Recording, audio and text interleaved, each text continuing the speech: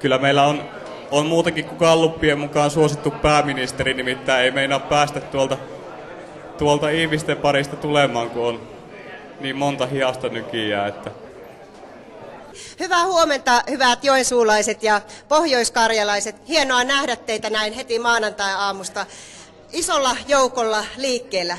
Te monet tunnette minut ja minäkin teistä monet tunnen. Olen 47-vuotias joensuulainen kansanedustaja ja liikenneministeri.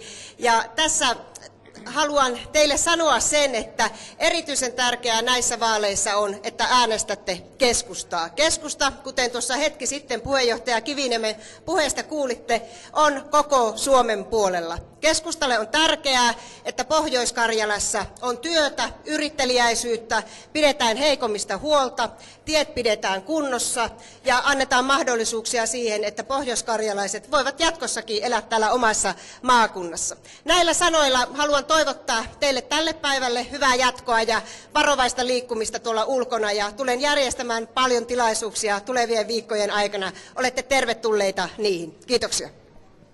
Monet ja varsinkin sellaiset ihmiset, jotka on sanonut jättävänsä äänestämättä näissä vaaleissa, niin sanovat tätä, että puolueet on niin samanlaisia, että se on aivan sama, että ketä äänestää ja mitä puoluetta äänestää, että tulos on kuitenkin sama.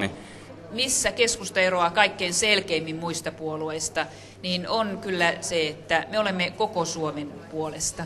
Meille on tärkeää, että tässä maassa on eri puolilla niitä vahvoja kasvavia keskuksia, että meillä on yliopistoja tai korkeakouluja jokaisessa maakunnassa, niin että sitä kasvua, tutkimusta ja tuotekehitystä ja osaavaa työvoimaa riittää joka puolelle Suomea ja löydetään sitä kautta myöskin niitä kasvun edellytyksiä. Ja kyllä on huomannut tässäkin hallituksessa ja edellisessä hallituksessa sen, että tämä alueellinen tasa-arvo, niin se ei todellakaan kaikkien puolueiden aatteessa ole mukana. Meillä se on. Me haluamme sitä, että on mahdollisuuksia hyvään elämään, hyviin palveluihin ja mahdollisuuksia elää ja yrittää joka puolella Suomea. Et monella puolella tuntuu olevan, että se Suomi päättyy tuohon Kehä kolmoseen ja kaikki mitä muissa maakunnissa myönteistä tehdään, niin se on sitten jotain epämääräistä aluepolitiikkaa, mutta keskusta tietää sen, että se on ihan samanlaista aluekehityspolitiikkaa,